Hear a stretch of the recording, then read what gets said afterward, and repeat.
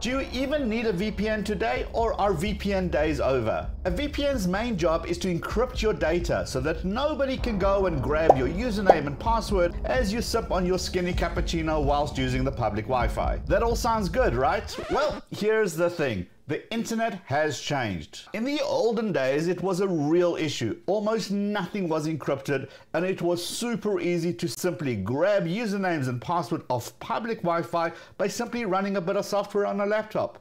But today, things are different.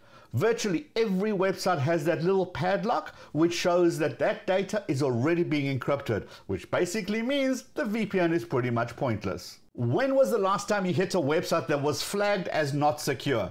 My guess is that it's been a while, since most website owners don't want to scare you away by not having that SSL certificate. So, if most websites are already encrypting the data, do we really need a VPN? Well, yes and also no. It really depends what you think you need a VPN for. And here is what I mean. Look, if you really don't care that your internet provider can see that you visited the hub or any other website, then you don't really need a VPN. Those websites have that SSL padlock, so at best, the provider can see that you visited that website, but certainly cannot tell what your username and password is or which videos you've decided to stream. However, if you're using your company's network or your school's Wi-Fi and you don't want them to know which sites you're visiting, then a VPN is a perfect solution for you. Now, perhaps you're in a country where bits of the internet are literally blocked and censored. Then a VPN will help mask your activity, breaking through the great firewalls so that they cannot tell what you're up to.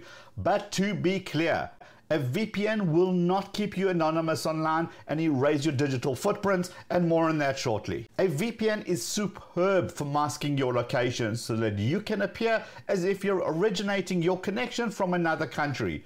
Why do we need such a thing? Ever tried accessing your Netflix or your Disney Plus account when traveling in a country where that service isn't offered?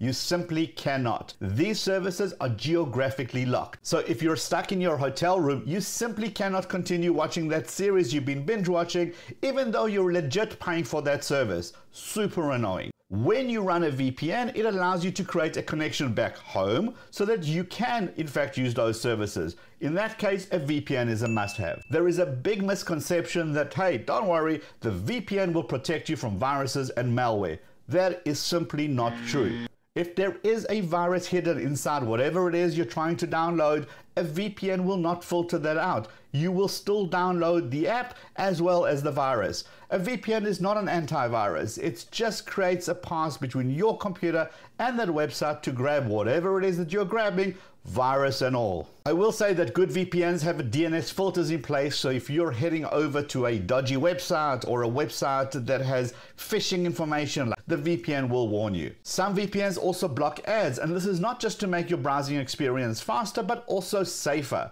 Data brokers have been known to use advertising networks to get your location and other personal information, and the problem is so serious that even agencies like the CIA and the NSA block all ads across their entire network. So what about Zoom and Google Meet? Can people spy on sessions if you don't have a VPN? No. These also have end-to-end encryptions without a VPN. So does WhatsApp calls, Skype, Telegram, of course. But I will say that if you're doing anything specific like FTP for file transfer or pop mail or anything that isn't your typical website connections that begins the session, there is a chance that that connection is not encrypted. But let's be honest, most of us are not in that case. Okay, so websites and video conferencing are encrypted. Besides changing your location to appear as if you're in another country, will a VPN at least give you anonymity online? Again, it depends. Firstly, in order for the data to go from you to the website and back to you again, the VPN provider has to know your IP address. It needs to know where to send the data to. So you need a VPN that has a no-log policy. This means they don't actually keep any records of what you're up to online. But here's the kicker. We've seen cases in the past where VPN providers did actually keep logs despite saying that they don't. So whichever VPN provider you choose to use, make sure they have been externally audited to indeed make sure that they don't keep any of their logs. Oh, and I always question VPNs that are free. How are they making any money to keep their business going? But it goes beyond just the no-log policy. A VPN will hide the fact that you visited a website, but the second you log in, you're revealing to this website who you are, so you're still leaving digital footprints all over the place. Also, just because you're using a VPN doesn't mean you're not being tracked. Remember those pesky cookies, Facebook pixels, Google trackers?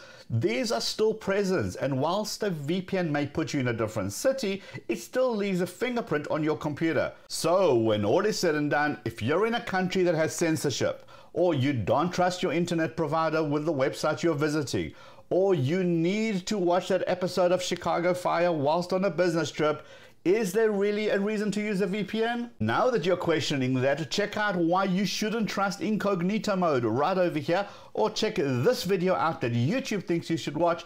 Hit the head down here to subscribe if you like this kind of tech stuff. I'll see you in this video or this video.